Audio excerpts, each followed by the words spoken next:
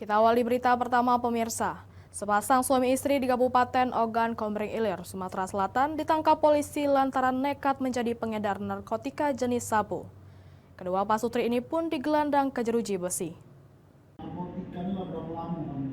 J 50 tahun dan R 45 tahun, pasangan suami istri warga Desa Ulak Tembaga, Kecamatan Jejawi, Oki, Sumatera Selatan, akhirnya hanya bisa pasrah dan tertunduk lesu di hadapan polisi usai ditangkap lantaran menjadi pengedar sabu.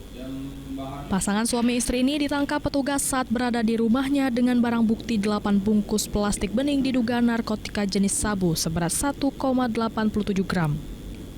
Di hadapan petugas, keduanya mengakui perbuatannya menjadi pengedar narkoba jenis sabu yang sudah sangat meresahkan masyarakat tersebut. Pelaku kerap menjadikan rumahnya sebagai tempat ajang transaksi jual beli barang haram. Kedua pelaku pun akhirnya langsung digelandang ke Mapolres Oki untuk proses hukum lebih lanjut. Penyelidikan lalu berhasil menangkap dua orang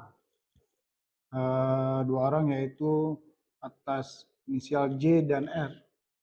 Jadi mereka berdua ini suami istri. Kedua pasutri ini dijerat pasal 114 dan 112 KUHP dengan ancaman kurungan minimal 4 tahun dan maksimal 20 tahun penjara. Dari Ogan Komering Ilir, Fitriadi, iNews melaporkan.